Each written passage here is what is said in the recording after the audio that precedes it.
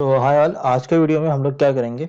आज के वीडियो में हम लोग फेच एपीआई का इस्तेमाल करके मैं लिस्ट करूँगा डेटा को। हम लोगों ने ऑलरेडी एपीआईज क्रिएट कर लिए थे। कुछ एपीआईज क्रिएट कर लिए थे हम लोगों ने पिछले वाले वीडियो में। तो हम लोगों ने ASP.NET कोर के एपीआईज क्रिएट किए थे। थोड़ा सा जूम कर देता हूँ यहाँ पे 145%, दैट्स फाइन। ठीक है। तो एपीआई लेयर को सबसे पहले मेरे को क्या करना पड़ेगा, राइट क्लिक करके सेट एज स्टार्टअप प्रोजेक्ट ऐसे कुछ लिख के आना है। हाँ, सेट एज स्टार्टअप प्रोजेक्ट कर दिया मैंने। ठीक है, ये सेट एज स्टार्टअप प्रोसेस हो गया। और इससे आई एस एक्सप्रेस मैंने कर दिया। ठीक है, और इसको मैं क्या करूँगा, स्टार्ट विदाउट डिबगिंग।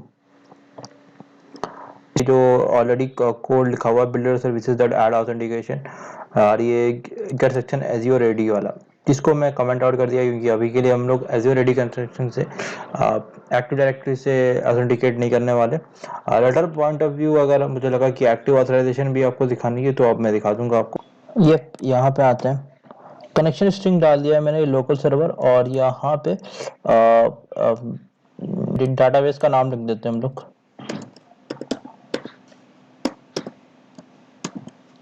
ठीक है, सब कुछ सेव कर।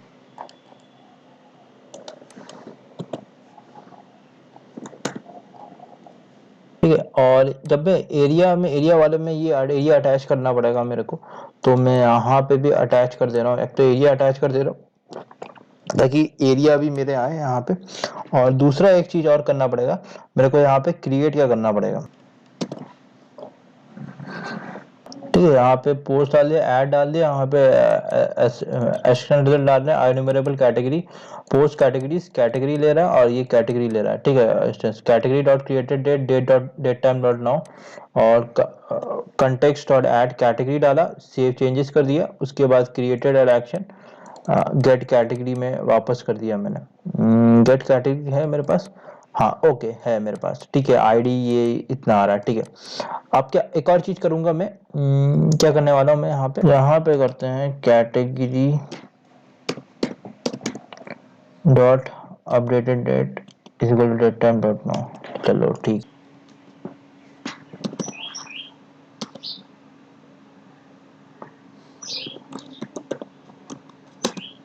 माइग्रेशन करते हैं सबसे पहले ऐड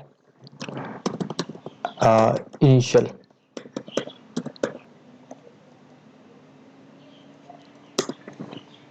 ठीक है, ऐड कर देता हूँ इसको इनिशियल ASP.NET कोर्स की टेबल्स और ये कैटेगरीज और ये सब चीज़ें मैं डाल दिया। ठीक है, उसके बाद एक और कमांड होता है अपडेट डेटाबेस और वर्बोस। अंडरलाइन ये आपको टेबल वेबल सब क्रिएट करके दे दी कि, तो फर्स्ट टाइम आप जब कर रहे हैं तो आपको ये करना पड़ेगा। इट्स रनिंग में यहाँ पे जाता हूँ, पोस्ट में जाता हूँ, एक बार ट्राई इट आउट करता हूँ। ठीक है, और यहाँ पे आईडी हटा देते हैं, और आईडी हटाने के बाद यहाँ पे नेम और ये सब भी हटा देते हैं। ठीक है, नेम करा, नेम में मैं एक बार डालूंगा data engineer. Data engineer category है, टू डालते हैं। अभी के लिए इस तरह रखते हैं इसको, और डिस्क्रिप्शन में मैं क्या डाल देता हूँ, सेम डाल देता हूँ। ठीक है, और इसको एग्जीक्यूट कर देता हूँ। ठीक है, और डेटा इस तरह से हो गया। हाँ, तो हम लोगों ने एपीआईज क्रिएट कर लिया था और कुछ डेटा इंसर्ट कर लिए थे अपने डाटाबेस में। तो अभी हम लोग क्या करेंगे, रिएक्ट जेएस में हम लोग उस डेटा को फेच करेंगे यूजिंग द फेच एपीआई। एक चीज मैंने गलती कर दी थी, एक गलती मैंने की है। क्या गलती की है मैंने कोर्सेज के अंदर डिस्क्रिप्शन डाल दिया, but I think I need a lecture के अंदर डिस्क्रिप्शन होगा और एंटिटीज में, लेक्चर एंटिटीज में, और वो एक फॉरेन की होगी हमारे कोर्सेज की। यहाँ से हम लोग एक कार्ड ले रहे हैं, एक कार्ड ले लिया है मैंने, और ये इसमें इधर जाएंगे कहाँ पे, ये मेरा कोर्स आइटम डॉट जेएस वाले में हम लोग इस कार्ड को प्लेस कर देंगे। इंस्टेड ऑफ सिंपल डिव की जगह पे मैं यहाँ पे कार्ड पेस्ट कर दे रहा हूँ। ठीक है, और ये इमेज अभी के लिए मैंने हार्ड कोड किया है, सब में सेम आएगा। लेटर ऑन जब इमेज में काम करेंगे ना तो इमेजेस का भी यहाँ से मैं दिखा दूंगा किस तरह से आप इमेज भी लें, ठीक है। ये कुछ देख सकते हैं, कुछ क्लासेस इन्होंने इस्तेमाल किया है, फ्लेक्स और ये सब चीज़ें। फ्लेक्स बॉक्स को पता है किस तरह से किस लिए इस्तेमाल करते हैं, ताकि हमारा जितने भी डेटा है वो एक ही कॉलम साइड बाय साइड आ जाए, ठीक है। और राउंडेड फुल कर दिया है मैंने, राउंडेड की जगह पे राउंडेड फुल करेंगे ना तो थोड़ा सा आपको बॉर्डर आ जाएगा, तो राउंडेड फुल कर देते हैं, राउंडेड और स्पेस फुल टाइप करें, ठीक है। आप यहाँ पे स्क्रीन कास्ट मोड मैंने ऑन करके रखा है, तो आप देखिए किस तरह से आपको अच्छा लग रहा है कि नहीं, आप कमेंट आउट कर सकते हैं, ठीक है। तो जो भी मैं टाइप कर रहा हूँ कीबोर्ड में वो सब कुछ आपको नीचे दिख रहा है। और क्लास को मैं क्लास इक्वल टू को कंट्रोल एस करके मैं क्लास नेम इक्वल टू कर दूंगा। क्यों कर रहा हूँ, क्योंकि रिएक्ट जेएस में क्लास नेम होना चाहिए इंस्टेड ऑफ क्लास। थोड़ा चीज़ें आपको मैंने पहले भी बताया आपको, ठीक है। रिफ्रेश करने की जरूरत नहीं है, ऑटोमेटिकली ये आ जाएगा, एक ही डेटा आ रहा है, क्योंकि अभी हम लोग कुछ ऐसा नहीं कर रहे। और यहाँ पे बटन लिख के आया, आप बटन की जगह पे कुछ ऐसा लिख सकते हैं, जैसे मैं सोच रहा हूँ कुछ नाम चेंज कर दूँ यहाँ पे, ठीक है। ये फ्लेक्स मैंने जस्टिफाई सेंटर किया तो वो बीच में आएगा। और ये ब्राउजर जो मैं अभी इस्तेमाल कर रहा हूँ वो है हमारा बट ब्रेव ब्राउजर इस्तेमाल कर रहा हूँ, थोड़ा स्विच किया है क्रोम से ब्रेव ब्राउजर, पर क्रोम भी मैं प्रेफर करता हूँ। स्टार्ट एक्सप्लोरिंग लिख देता हूँ मैं। अगर आपको ब्रेव ब्राउजर की रिव्यू चाहिए तो आप कमेंट कर सकते हैं बिलो, ठीक है। कोर्सेस में आऊंगा, आप कोर्स आइटम बन गया, आप थोड़ा सा उसको रिफैक्टर करेंगे जब हम लोग एपीआई से डेटा ले लेंगे। तो यहाँ पे मैं क्लास बेस्ड कंपोनेंट्स इस्तेमाल कर रहा हूँ।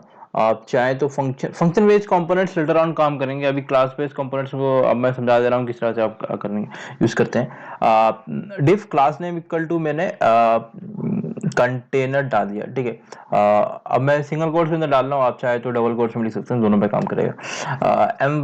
my-3 तो y एक्सिस में थ्री का आएगा, और mx ऑटो मतलब x डायरेक्शन में, x एक्सिस में ऑटोमेटिक बन जाएगा, ठीक है, ऑटो वाला आ जाएगा, ठीक है, ऑटोमेटिकली वो ले लेगा। उसके अंदर एक और डिफ बना रहे हैं, और def class name equal to MB-5, और यहाँ पे और टेक्स्ट में टेक्स्ट ब्लू -400, ये थोड़ा सा टेक्स्ट ब्लूइश आ जाएगा थोड़ा सा, आप टेलमेंट चीज़ की साइड में जाकर देख सकते हैं। फॉन्ट सेमी बोल्ड, तो ऑप्शन आपको बहुत सारे मिल जाएंगे, font bold, font semi bold. अगर आप बूटस्ट्रैप इस्तेमाल कर रहे हैं तो आपको FW बोल्ड मिलता था, FW ये सब चीज़ें होता शॉर्ट फॉर्म में आता था, ठीक है। टेक्स्ट -5 एक्सेल तो बढ़ जाएगा थोड़ा, और टेक्स्ट सेंटर बीच में आएगा, और यहाँ पे इसको कोर्सेज दिख रहा हूँ, मेरे ख्याल से मैंने डिव गलत लिख दिया, डिव की जगह पे एच टैग होगा, तो एच टैग से आप रिप्लेस कर सकते हैं, ठीक है, मैंने गलती से लिख दिया डिव में। Let's replace it with H1, H2 डाल देता हूँ, ठीक है। और यहाँ पे मैं H2 यहाँ पे भी डालना पड़ेगा, ठीक है।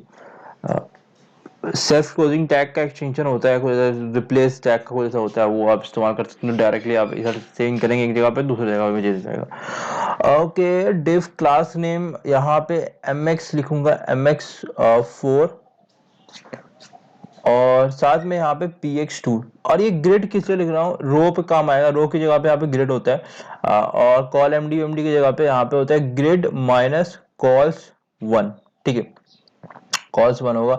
ये मेरे को डिफरेंट स्कीम के लिए मैंने लिख रहा हूँ, जैसे मैं एमडी के लिए लिख रहा हूँ, यहाँ पे एमडी ग्रिड, और यहाँ पे कॉल्स -2। ये आपको ध्यान से देखना पड़ेगा, क्योंकि यार ये थोड़ा सा रिस्पॉन्सिवनेस के लिए आपको यहाँ पे ये चेक करना पड़ेगा, जब भी डाल हर स्क्रीन के लिए डालना पड़ेगा, क्योंकि जब मैं कर रहा था, अभी कर रहा था, तो कभी भी इशू आ रही थी, ठीक है, ओवरलैप हो जा रहा था। तो आप यहाँ पे एलजी के लिए यहाँ पे करेंगे इस तरह से, फिर एक्सेल के लिए भी करेंगे ग्रिड -कॉल, एक्सेल के लिए मैंने 4 डाल के रखा है, ठीक है। और मैंने गैप -4 डाला है कि जो हर एलिमेंट के बीच में 4 का गैप आएगा, ठीक है। ये आप टैलेंट सीएसएस की मेन साइट से जाकर देख सकते हैं कि ये सब चीज़ें क्या है, बहुत कुछ आपको एक्सप्लोर करने पड़ेगा।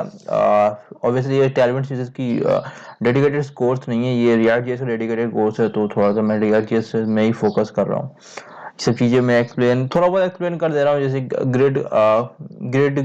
ग्रिड कॉल्स होता है, ग्रिड होता है हमारा रो के लिए, और ग्रिड -कॉल्स होता है ये -1, ये आपका कॉलम डी के जैसा काम करेगा, वही कॉलम विड्थ के लिए। रो विड्थ के लिए भी इन लोगों ने डाल के रखा है, ये इनकी साइड में जाएंगे तो आपको पता चल जाएगा किस तरह से आप इस्तेमाल करते हैं।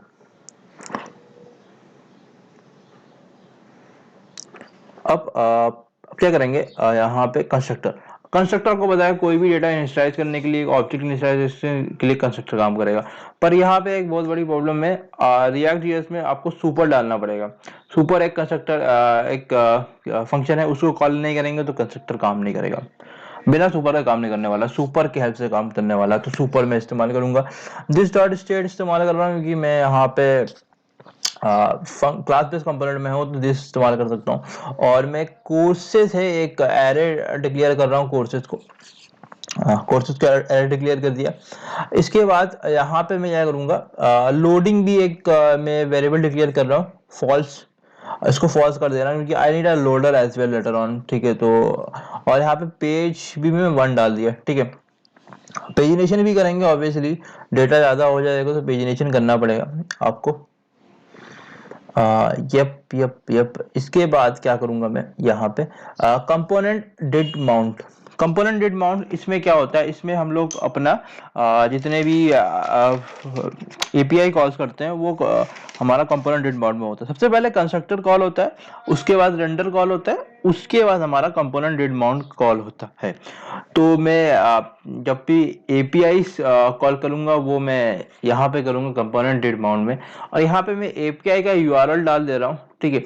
ये आपका यूआरएल कहाँ से मिलेगा, जब आप एपीआई क्रिएट करेंगे, जो ऑब्वियसली हम लोगों ने एपीआई क्रिएट किया था उसका मैंने यूआरएल मैं डाल देता हूँ यहाँ पे, ठीक है, एचटीटीपी। और आपको मैंने बताया था कहाँ पे आपको app setting, sorry app setting शायद, उसमें आपका क्लाइंट का यूआरएल भी डालना पड़ेगा। लेट यूआरएल डाल दिया है, API/courses, ये हमारा यूआरएल हो जाएगा, ठीक है। इसको ओपन करके दिखा देता हूँ मैं, कहाँ पे ओपन करता हूँ, एक ब्राउजर में ओपन करके दिखा देता हूँ कि डेटा मेरा आ रहा है कि किस तरह डेटा आ रहा है, ठीक है। रन हो रहा है, देखिए इस तरह से मेरे को एक जेसन मिल गया है। ये यहाँ पे ऑब्वियसली बहुत कुछ लिख के आ रहा है क्योंकि मैंने यहाँ पे जो मेरा कोर्सेस है उसमें कैटेगरी की लिस्ट भी डाला है, तो लिस्ट भी आ जाएगी कैटेगरी सारे, ठीक है। अब ये मेरा सही तरीका लगता है, जब मैं एमवीसी अप्रोच फॉलो करता हूँ तो वही मैं सेम अप्रोच में यहाँ पे फॉलो किया एंटिटीज बनाने के लिए। Let data is equal to await कर रहा हूँ। असिंक अवेट का मतलब आपको पता है ना, एक ऑलरेडी एक टास्क चल रहा है, उसके पैरेलल ही दूसरा टास्क भी काम करेगा। तो और जब तक अवेट का मतलब जब तक वो ये वाला टास्क खत्म नहीं होगा, तो खत्म होने के बाद ये वाला टास्क मेन टास्क में अटैच हो जाएगा, ठीक है। तो असिंक अवेट इसलिए इस्तेमाल करते हैं, ठीक है। असिंक्रोनस फंक्शन बना दिया और उसको अवेट कर दिया। जब भी आप प्रोमिसेस को रिजॉल्व करने के लिए ये असिंक अवेट का इस्तेमाल किया जाता है, ये भी आप समझ सकते हैं। लेट पार्स डेटा क्या करूंगा, अवेट डेटा डॉट जेसन एक फंक्शन होता है, उसका इस्तेमाल करके उसको मैं रीडेबल फॉर्म में जेसन में कन्वर्ट कर दूंगा डेटा को। और उसके बाद में कंसोल डॉट वॉन कर सकते हैं, कंसोल डॉट लॉग कर सकते हैं। मैं कंसोल डॉट लॉग करके आपको पार्स डेटा दिखा देता हूँ कि किस तरह से डेटा आपका बन के आएगा, ठीक है। ऑब्वियसली अब डेटा डायरेक्टली हम लोग फेच कर रहे हैं विदाउट एनी मतलब पेजिनेशन वेजिनेशन लिया नहीं है, तो लेटर ऑन उसको भी सेट करेंगे, ठीक है, उसको भी देखेंगे। दिस डॉट सेट स्टेट का इस्तेमाल कर रहा हूँ, उसके अंदर मैं अपने जितने भी डेटा होगा, जैसे वेरिएबल्स डिक्लेयर किए, जैसे कोर्सेज को सेट कर सकता हूँ। कोर्सेज क्या सेट कर रहा हूँ मैं, डायरेक्टली पास डेटा कर रहा हूँ। अगर मेरे पास डेटा के अंदर कुछ ऐसा कुछ था, मतलब प्रोडक्ट्स मेरा डायरेक्टली आ रहा है, मतलब प्रोडक्ट ID1 ID2 इस तरह से आ रहा है। कोर्सेज अगर कुछ ऐसे अलग से बन के आ रहा था तो मैं पास डेटा डॉट कोर्सेज करता, ठीक है। अब ये जो कोर्सेज मेरा सेट स्टेट कर दिया है, इसको मैं इस्तेमाल करूंगा यहाँ पे रिटर्न फंक्शन के अंदर इस्तेमाल करने के लिए। कर्ली ब्रैकेट इस्तेमाल कर रहा हूँ, this dot state dot courses कर रहा हूँ दिस। और उसके बाद डॉट मैप फंक्शन का इस्तेमाल करते हैं हम लोग डेटा को दिखाने के लिए, ठीक है। फॉर ईच का इस्तेमाल होता था, आपको पता है किस तरह से, अब जब फॉर ईच लूप का इस्तेमाल कर रहे थे उस तरह से हम लोग यहाँ पे मैप करते हैं। यहाँ पे मैंने ई डाल दिया है, एक ई डाल के आप एलिमेंट भी ले सकते हैं, और इक्वल टू, और फिर यहाँ पे कर्ली ब्रैकेट, यहाँ पे रिटर्न क्या करूंगा, ठीक है। यहाँ पे एक डिव बना देते हैं, डिव बनाता हूँ मैं यहाँ पे, ठीक है। और डिव बनाने के बाद इसमें क्लास नेम डाल दूंगा, एक क्लास डालना है होगा तो मैं डाल दूंगा एक कुछ class. Let's don't add anything, मैं क्लास ऐड नहीं कर रहा हूँ यहाँ पे, ठीक है। और यहाँ पे की डालना बहुत इंपॉर्टेंट है। की आपका कोई भी एक ऐसा एलिमेंट होगा जो यूनिक होगा, तो हमारी बाय डिफॉल्ट आईडी यूनिक होती है, तो आईडी को मैं यहाँ पे डाल दूंगा। ये हमारा एपीआई से जो आ रहा है ना, उसमें यूनिक होना चाहिए वो डेटा में, तो आईडी डाल दिया था मैं। कोर्स आइटम डाल दूंगा मैं, ठीक है। और कोर्स आइटम को कॉल कर रहा हूँ मैं यहाँ पे कुछ प्रॉप्स में डाल रहा हूँ, तो ठीक है मैं टाइटल डाल दूंगा। अभी के लिए टाइटल आ रहा है मेरा, ठीक है।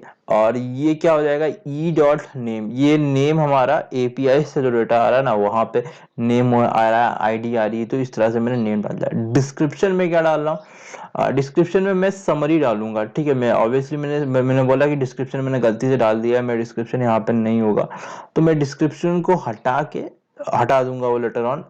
मैं थोड़ा सा वो चेंजेस करने पड़ेंगे एपीआई के लिए। ई डॉट समरी हो गया, इसके साथ इमेज यूआरएल। अभी के लिए मैं तो सोच रहा हूँ image URL single image URL होगा, क्योंकि मल्टीपल दिखाने की कोई जरूरत है नहीं यार, seriously I don't think so multiple की जरूरत पड़ेगी तो हम लोग उसका भी सिनेरियो कवर कर लेंगे।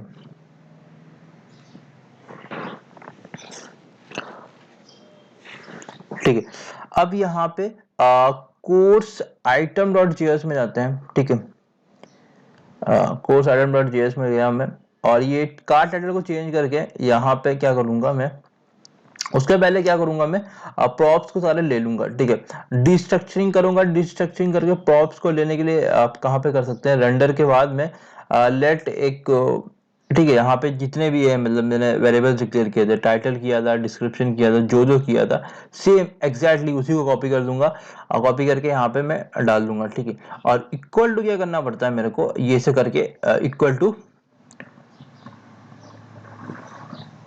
Props this dot props. Obviously हम लोग यहाँ पे काम कर रहे हैं और क्लास बेस्ड कंपोनेंट में, तो हमको दिस डॉट प्रॉप्स डालना पड़ेगा। अब मैं डायरेक्टली उसको एक्सेसिबल कर सकता हूँ, ठीक है।